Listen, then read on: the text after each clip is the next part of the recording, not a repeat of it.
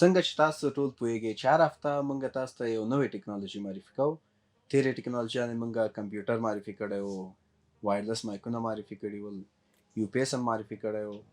کمپیوټر چې کوم پرفارمنس وو، کوم کمپیوټر چې د ګیم هغه موږ تاسو ته معرفي کړی وو. دې هفته هم داسې یو انټیک شی تاسو ته معرفي کوو چې هغه شی ده ماوس پیډ ده. یقین کوئ نه ټوکې کوم، ماوس پیډ نه ده. موږ سره دا یو بایک ده. بایکونه تاسو به ډېر کتلي، خصوصا هغه دوستانو ته چې کوم آوټ ډور زیات ځي، 2-3 ورځې باندې ریکارډ کوي، یا داسې ځای ته ځي چې ځنګلونه دي یا برق نشته د کلو کې ریکارډینګ کوي، نو بیټریګانې چارج ختمیږي، پاور بانک چارج ختمیږي، موبایل چارج ختمیږي. ډېر داسې الکترونیک ډیوایسز دي چې هغوی ځان سره وړي ریکارډینګ لپاره او هغه چارج ختمیږي. دې بایک یو خاص کمال دا ده چې که تاسو دا شکل وګورئ، تاسو به لږ کومه شکل چې ګورئ دا سټایل لپاره نه ده ورکړی، سټایل کې هم ښه ښکاري، خو دا د اصل کې سولر دا مر کې هم ځان چارج کوي، او کمر نه وي ورځي خو چې ته باندې ځې دا هم لږ لږ ځان چارج کوي. دې کې بیا سیستم مخواله دا ده چې ته دا بایک کې خپل بیټرۍ سامان، کیمرې سامان، موبایل، چارجر، پاور بانک چې څه هم وي، ته کولی شي چې خپل د بایک کې لاره کې روان اوسه، بیټرۍ د چارج نه لري، ناوخته ده، چارج کې کېده، بایک دې په اوږه کړه، روان شه، دا خپل چارجینګ کوي. دې کې یو خو دا سولر شو.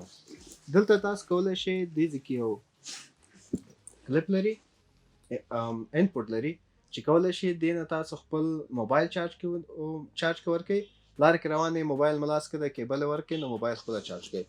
دا خو آوټ سایډ چې کوم فنکشنز ده دا لري. ان سایډ که تاسو وګورئ،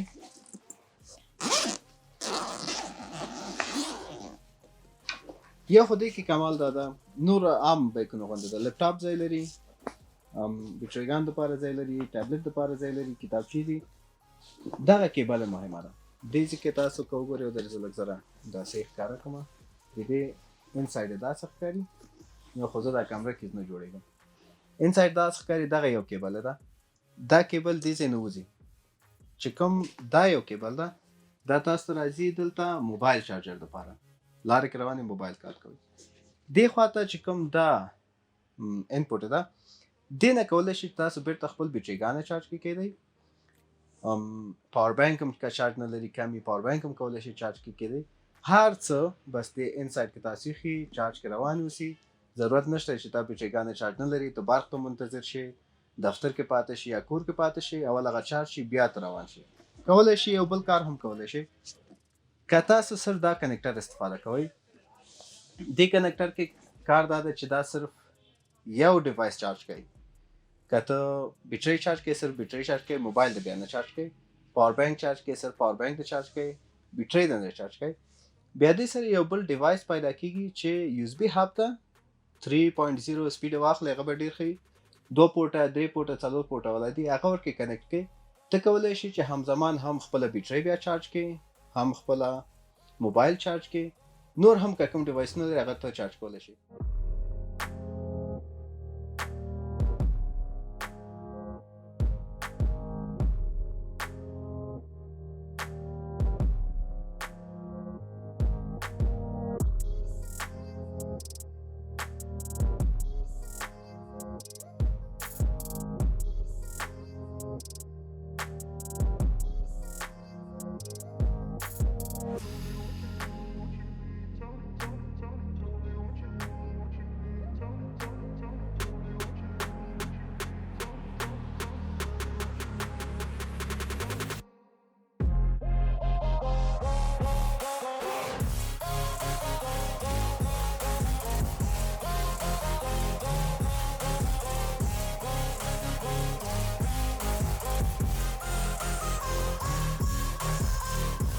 نو د دې بایک آپشنز تاسو وکتل، لپټاپ ځای لري، بیټرۍ ځای لري، ټابلیټ ځای لري، بیټریګانو د کیمرې بیټریګانو ځای لري، کیمره هم پکې ازادي ښودلی شي تاسو 2-3 دانې، ګیمبل هم تاسو پکې ښودلی شئ، یعنې ځای ډېر غټ ده.